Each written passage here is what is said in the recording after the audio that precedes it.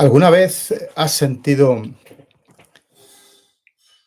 que era muy complicado ascender? Que conseguir, después de conseguir un trabajo en la industria aeroespacial, conseguir ser jefe de equipo, conseguir pasar al siguiente nivel, conseguir un ascenso que era difícil, pues es más normal de lo que crees. A la vez que eso, has visto cómo a tu alrededor algunas personas que incluso no parecía que hubiesen estudiado mucho más o que fuesen más entregadas, que pudiesen ascender casi sin esfuerzo. O que al menos lo parecía, que iban de una manera mucho más suave. Pues hoy vamos a ver 3 herramientas que reducen el esfuerzo y que te ayudan a progresar de una manera mucho más suave, en la cual no se trata de estudiar ni trabajar más, sino de, digamos, centrar el tiro y canalizar mejor tu energía. Em, Vamos a compartir aquí. Vale. Pues imagínate esa sensación en la que hablaba, en la que más másteres, más cursos, más especializaciones, tener siempre la zanahoria colgando de, bueno, pues quizá cuando tenga un curso más, quizá cuando tenga un año más de experiencia, quizá cuando hable un lenguaje más. Si estás en un entorno europeo de la industria aeroespacial, empiezas con, tienes que dominar el inglés. Estaría bien que hablases alemán, cómo anda tu francés y esa sensación de las especializaciones y de los cursos siempre de tener una zanahoria delante. Claro, me falta un idioma, claro, me falta un curso. Cuando en realidad tienes un montón de recursos y hay alguien como que siempre te está recordando lo que falta. Y sin embargo, ves cómo hay gente que, digamos, con esa sensación que te adelanta por derecha e izquierda.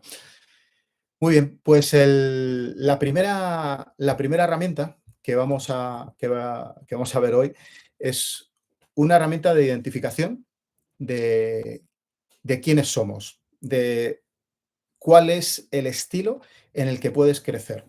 Y después de esto, 3 errores típicos que simplemente evitando esos errores ya puedes avanzar mucho más suave, mucho más rápido. Entonces, la primera pregunta que te haría es, ¿te encuentras a gusto acumulando conocimientos, experiencia y siendo el que más sabe de un tema? ¿Estás dispuesto a estar pendiente de las últimas novedades en un área y siempre dispuesto para dar soporte a tus compañeros o a tu organización? Pues si eso te resuena especialmente, quizá tu carrera está en la línea de ser un experto en un área, en una cualquiera. Hablamos de estilos de trabajo, de estilos de personas. Por otra parte, ¿estarías dispuesto a dar soporte, a ayudar en la motivación, en la definición de objetivos de la gente a tu alrededor?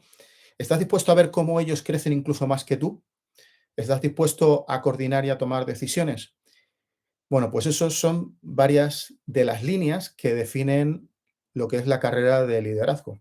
Entonces, como líder, puede sonar a jefe y hay gente que le suena bien, pero también tienes que estar dispuesto a ver cómo el personal a tu cargo tiene que florecer personal y profesionalmente. Y no todo el mundo vale para ello. El siguiente grupo de preguntas es, ¿te gusta más la vida entendiéndola como un director de orquesta? Y ese director de orquesta no tiene por qué tener una orquesta a su cargo. Pero imagínate el concierto de Año Nuevo en el cual un director aparece unos meses antes, coordina una serie de proyectos, tareas, que pueden ser canciones o pueden ser revisiones de aviones o puede ser la fabricación o el diseño de alguna estructura de un sistema. Y cuando termina esa coordinación, se ha acabado el trabajo. Y esa persona que está en el área del PMP, del Project Management, tiene matices que no tiene por qué ser exactamente del área de liderazgo ni del área del experto, y es más en gestión de stakeholders, o sea, de actores principales, comunicación, discusión, pero la vida es tener un entorno complejo bajo control, si se puede llamar que se puede tener una situación bajo control, y tener una capacidad de comunicación infinita con perfiles muy variados, con otros project manager, con otros expertos, con otros líderes. Entonces, esa es entonces la carrera del project management. Entonces, al final de esta herramienta, lo primero es, puede que tengas parte de experto, parte de líder, parte de project manager en tus afinidades, en tus gustos, pero sí que es bueno, si quieres desarrollarte profesionalmente, si tienes una sensación de estancamiento, es bueno que te centres en una de ellas. Crecer en todas a la vez, yo no lo veo inviable. O sea, yo no lo veo viable. Entonces, es mejor escoger una carrera, escoger, es como en esta foto del Himalaya. Si intentas subir la cara norte y la cara sur a la vez, es muy complicado. No puedes estar en la cara norte y en la cara sur. Entonces, ser brutalmente honesto consigo mismo. Sé muy honesto contigo y, bueno, voy a tirar por la línea de experto. Típicos errores que pasan aquí y son de libro y se repiten continuamente. La gran cantidad de expertos, cuando quieren progresar, cuando sienten que quieren más reconocimiento, más sueldo y pasar a otro nivel de tener impacto en las organizaciones, en la industria, un alto porcentaje comete el error de aplicar, de intentar conseguir posiciones de liderazgo, porque hay veces que las posiciones que están abiertas, en las que pagan un poco más, en las que tienen más impacto, son de liderazgo. Y esto hay veces pocas en las que funciona y hay muchas en las que no funciona. Alguien que tiene realmente un corazón realmente de experto puede tener una línea de desarrollo en la que ser experto durante toda su vida, puede probar otras posiciones, pero puede desarrollarse y puede llegar a una cima profesional en la que tienes reconocimiento, en la que tienes dinero y en la que tienes un entorno que es el que te favorece. Pero también hay muchos que en algún momento saltan. Y de esto hay muchísimos ejemplos que un buen experto pasa una temporada en la gestión de liderazgo en la que no funciona, vuelve a la carrera de experto y realmente brilla en la habitación como un experto reconocido y en la situación que él se encuentra perfectamente a gusto. En el caso de liderazgo, hay otros detalles y es, no se puede empezar en una posición de liderazgo desde scratch, desde cero. ¿Por qué? Porque en nuestro entorno, que es un entorno altamente tecnificado, tú primero empiezas por tener unos estudios, unas certificaciones y especializaciones y luego ya empieza la partida. Cuando empieza la partida, primero tienes que tener, si hay algo que cambia en esta industria, es común en otras industrias, pero es primero tienes que tener una base en la cual tienes que tener un mínimo de experto, un mínimo de conocimiento de la materia. Pero rápidamente hay gente que se ve que tiene espíritu de liderazgo o tiene espíritu de project management. Los matices los vemos a continuación. Pero básicamente aquí, ¿de qué se trata? Es que si estás en una carrera en el cual estás en el área de experto y realmente ves que a ti lo que te gusta es trabajar con personas, a mí esto me pasó cuando empecé a volar. Me di cuenta que el vuelo me gustaba más, la instrucción, la interacción con personas, que la operación propiamente dicha de estar haciendo rutas, de estar haciendo líneas, de estar acumulando horas. Y hay compañeros míos que les encanta esa vida y sin embargo yo me di cuenta que la mía no era un área en la de estar solo fundamentado en la materia y que me gustaba la relación con personas. Entonces digo, bueno, pues me cambia a otra senda.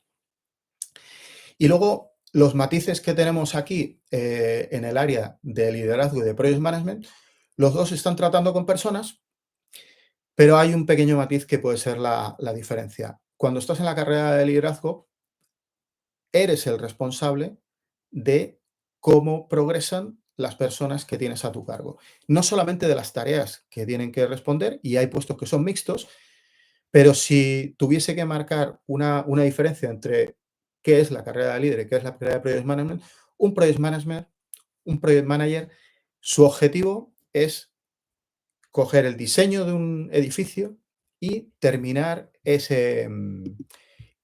y terminar ese edificio.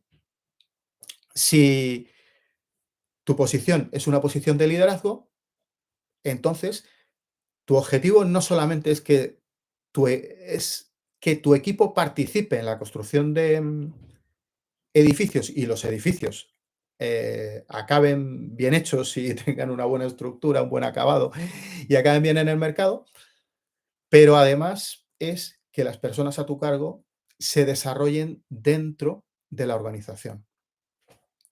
Pequeños matices,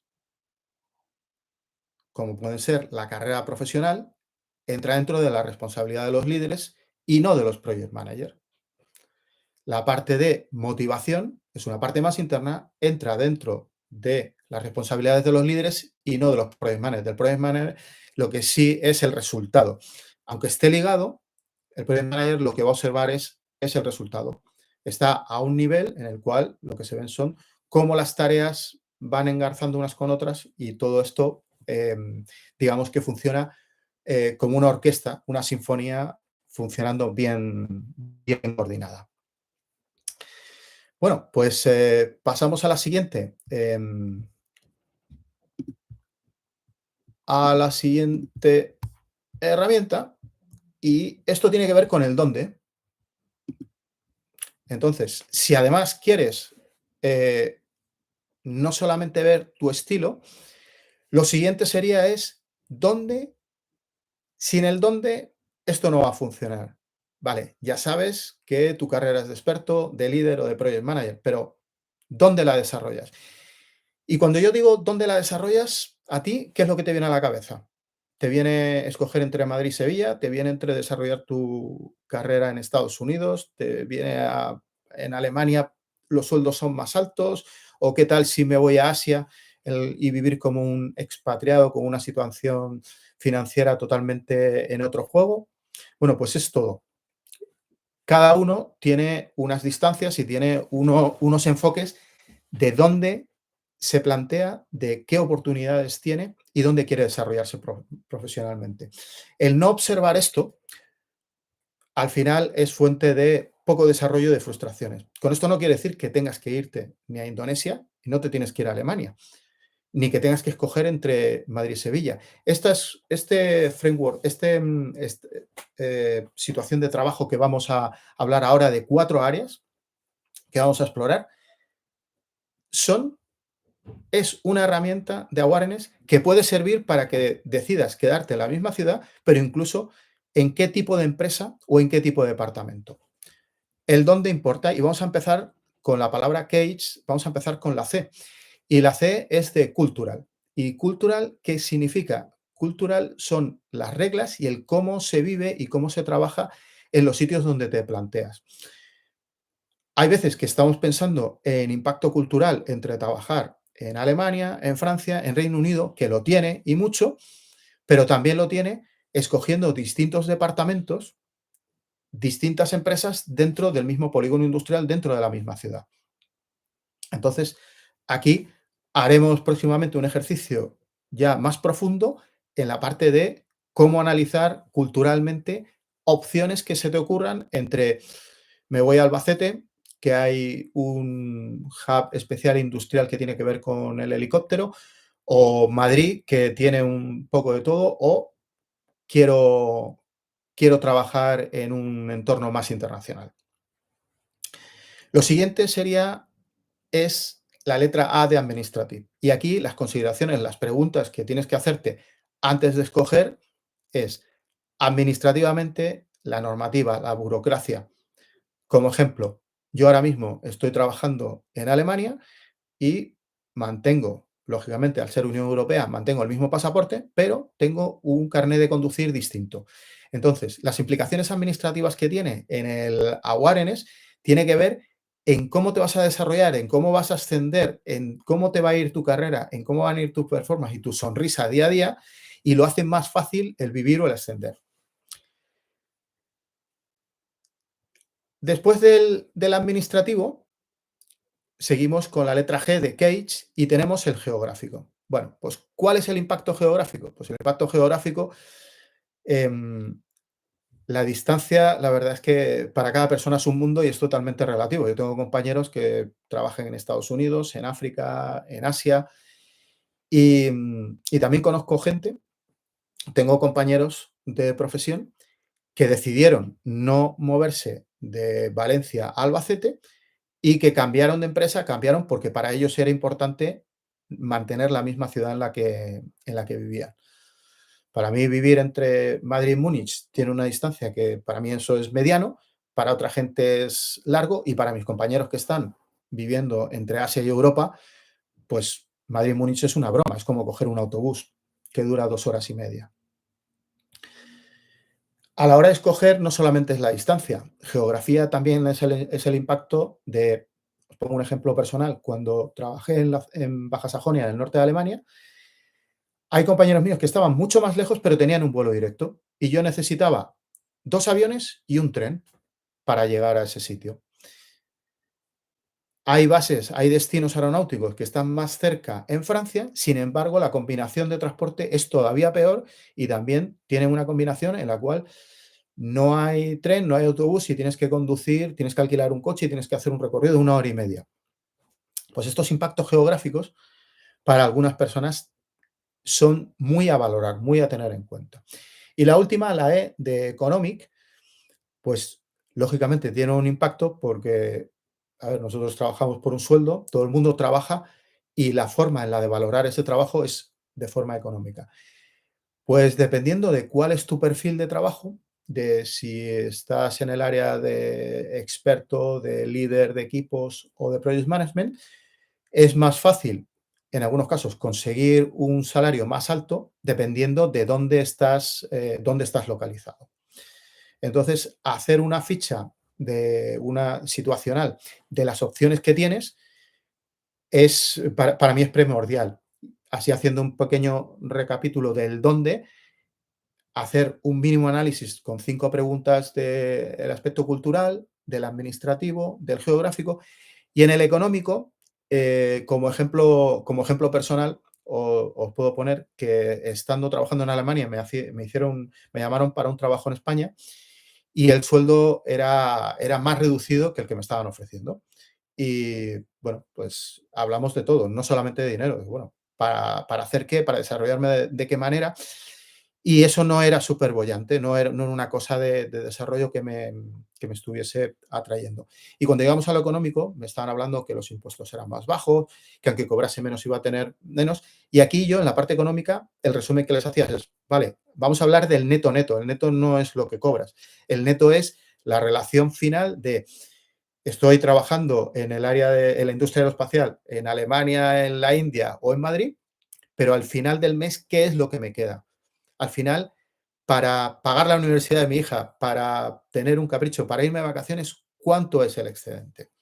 Entonces aquí cada uno os haréis con las preguntas cuando hagamos un ejercicio ya específico con la parte económica, cada uno va a tener una forma distinta de valorarlo, pero al menos con esto, con la parte económica, cerramos esta herramienta y pasamos a la última que probablemente sea la que te hace llegar con una sonrisa por las mañanas o la que te hace plantearte si tengo que cambiar de trabajo, de especialización o incluso dedicarme a otra cosa y dejar incluso la industria aeroespacial. Aunque en mi opinión hay muchísimos perfiles dentro. Así que pasamos a la última, que es la parte que llamo el Ikigai aeronáutico y que está inspirado en lo que es la filosofía japonesa del Ikigai y que hay muchas áreas de la industria del marketing que toman estos marcos de referencia. Así que, bueno, la forma de encontrar cuál es tu porqué y tu estilo de trabajo y de vida, tanto en esta industria como en otras, es coger papel y boli y empezar a escribir en 4 áreas, 4 páginas distintas. La primera es en qué es la actividad, qué es lo que a ti te gusta. Y aquí tienes que ser totalmente libre. Escribe todo lo que se te ocurra y no tiene que ser diseñar aviones, reparar aviones, no, pon todo, porque aquí encontrarás luego que hay perfiles, que hay oportunidades de trabajo que tienen que ver con las actividades que a ti te gustan, incluso fuera de la industria, e incluso también con el estilo que tienes incluso de jugar. Así que vamos aquí con la línea y con la línea lo que amas, lo que te gusta. Y aquí empiezas a escribir. Me he encontrado con mucha gente que tiene problemas a la hora de decir, bueno, a mí que me gusta, ¿no? Como que es difícil es difícil de plasmar sobre el papel. Si es tu caso, te doy 2 pistas que funcionan muy bien.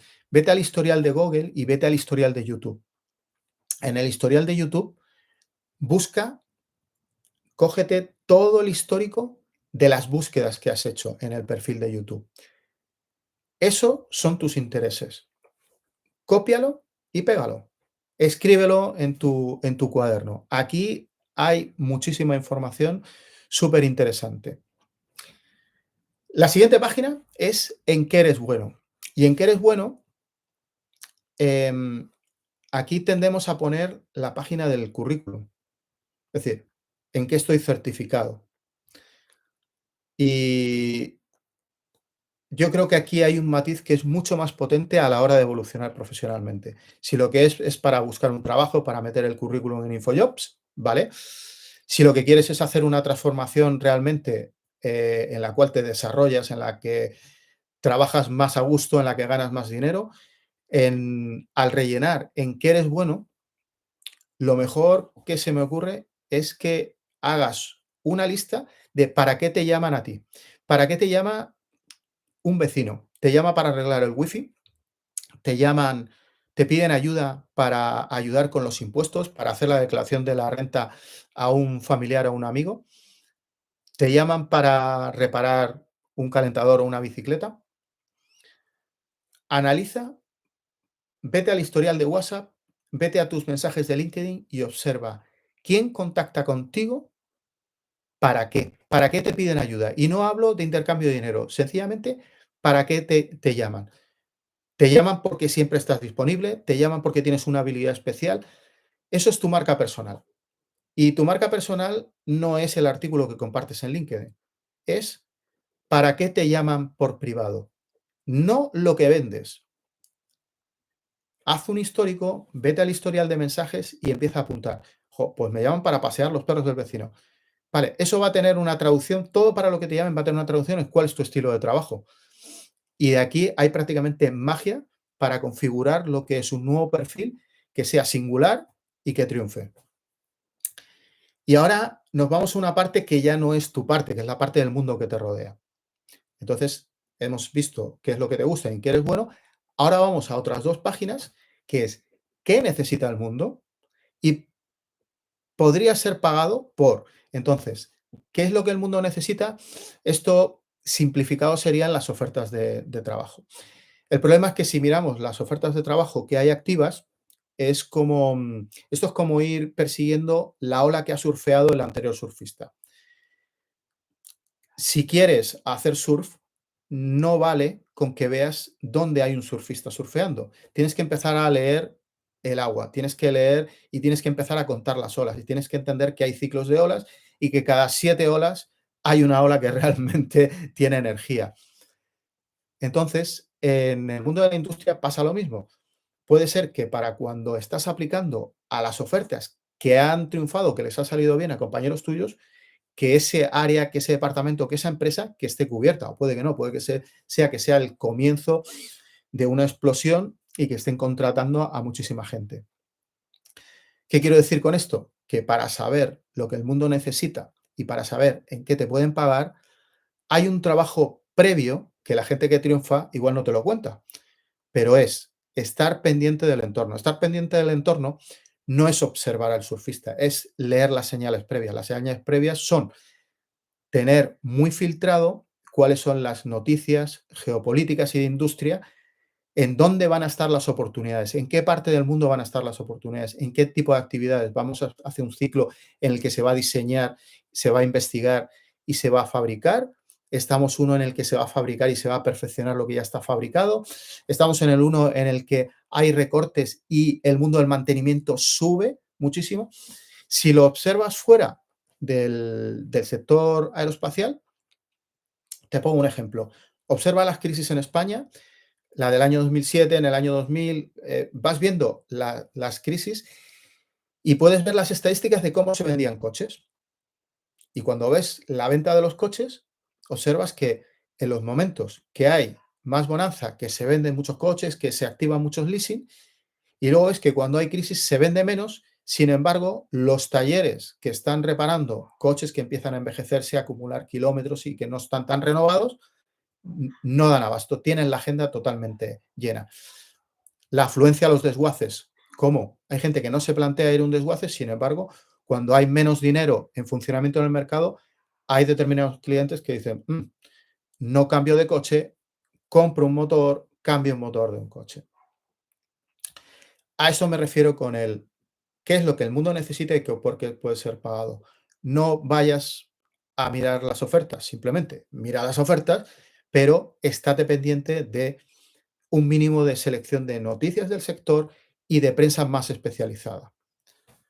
Incluso te recomendaría es no atender lo que es la prensa generalista y no tener el cerebro digamos, contaminado con noticias políticas, sino estar centrado directamente en qué prototipos se están diseñando, qué naciones están pensando en alinearse para fabricar un avión de forma conjunta, como ahora que ha habido un movimiento entre Portugal y Brasil y va a hacer un sustituto de lo que era la serie Aviocar de los aviones de construcciones aeronáuticas.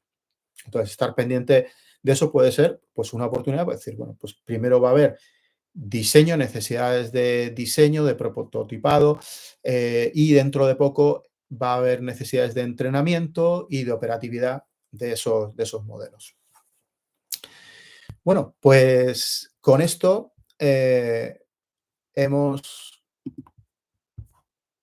pasamos a hacer el empaquetado de las 3 herramientas y cómo utilizar todo esto a la vez.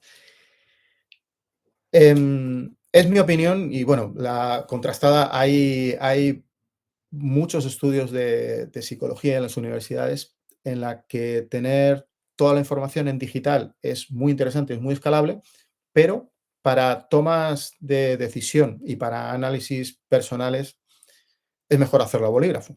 Pero bueno, aquí puedes hacer el empaquetado de estas herramientas, puedes hacerlo de la manera que consideres. Yo te recomiendo que estas 3 herramientas que hemos visto hoy, que las analices en modo de diario a la antigua usanza, con papel y boli. Entonces, para hacer un empaquetado. Si en la primera herramienta descubriste que tu estilo es el de experto, eh, ya sabes que hay una línea de desarrollo de conocimiento que es la de tu área y tú ya tienes que saber quiénes son los proveedores de información para estar siempre ahí en lo puntero. Pero hay una parte en la que puedes desarrollarte y que marca la diferencia. Y voy en orden. La primera es, a título interno, tener claro cuáles son tus objetivos y tus metas. Esa es un área. Pero aquí hay una en la que puedes trabajar y en la que marca la diferencia con el resto de expertos, que es comunicación, negociación y hablar en público. Es tan sencillo como dedicar unas pocas horas a un workshop, a leer algún libro de comunicación y a que tengas los 3 errores a evitar en comunicación, las 3 técnicas de comunicación básica y 3 estructuras de cómo tener una conversación en el cual pasas directamente a estar en el 1% de destacar, de brillar en tu entorno, en la oficina, en comparación con el resto de expertos. Esa es la primera. La siguiente, negociación. Realizar cursos de negociación o leer libros sobre negociación. Esto va a marcar una diferencia y además no solamente te sirve porque negociación rápidamente pensamos, bueno, esto me sirve para negociar mi sueldo. Por supuesto que sí, pero es que además la realidad es que estamos negociando continuamente por todo durante el día. Entonces, curiosamente, en las líneas, los que deciden seguir líneas de experto, el tema de negociación suelen tenerlo un poco como más olvidado. Entonces, esto un área importante. Y luego, en la última área a desarrollar como experto es conocimiento de estrategia situacional, de cómo un producto llega al mercado, de qué significa competencia entre 2 empresas, de por qué un producto que es peor y sus especificaciones son peores triunfa. Y te puedo poner ejemplos en el pasado con el vídeo, cuando había el VHS, el Beta y el Sistema 2000, que los mejores sistemas, los que eran los sistemas más profesionales, no son los que triunfaron en el mercado. Entonces, tener un mínimo conocimiento de por qué productos y servicios, esto es interesante. Ahora hablamos un minuto sobre si has escogido liderazgo. Para liderazgo, también tienes que tener un alto conocimiento de comunicación y de negociación, en mi opinión, un poco superior a si vas a seguir con la línea de experto, pero además tener conocimientos de coaching y de cómo atender al personal que tienes a tu cargo. Y aquí hacerlo al revés de como lo hacen muchos líderes. En las grandes empresas hay líderes que las empresas tienen que formarles en cómo atender, cómo, principalmente, cómo definir los objetivos de las personas que tienen a su alrededor o a su cargo, a atenderles en los niveles de motivación y en los niveles de los recursos que necesitan para esas tareas. Aquí hay una cosa que, en mi opinión, se hace tarde, es que normalmente se forma a los líderes cuando están funcionando mal. Y en realidad esto es como un piloto, un ingeniero, un técnico de mantenimiento no espera a que el avión se caiga para entender que tiene que ir a la escuela. Pues en el tema del liderazgo es lo mismo. Tienes que tener unos conocimientos de coaching, mejorar tu comunicación, tener unas habilidades de public speaking, de tener engage, de conseguir la atención y de influir en las personas que tienes a tu alrededor. Y, por supuesto, en la última es el conocimiento del negocio. Y en el negocio no solamente en detalle, sino también en general. ¿Qué significa estrategia? ¿Qué es una situación? ¿Qué es un sistema? ¿Qué es un nodo? ¿Cómo ir del punto A al punto B? Un mínimo de jugar al ajedrez y de saber lo que es un combate cuando lo que tu empresa quiere hacer es lo opuesto de lo que quiere hacer la competencia y hay conflictos y hay que, de alguna manera, destacar en algo que se parece a un combate. Luego, en el último perfil que vimos, que es el de Project Management. El de Project Management, aunque por supuesto, pues viene bien tener la certificación de PMP, de PMI y tener un máster. En las partes, digamos, de soft skill, si hay algo que es necesario todos los días, es comunicación.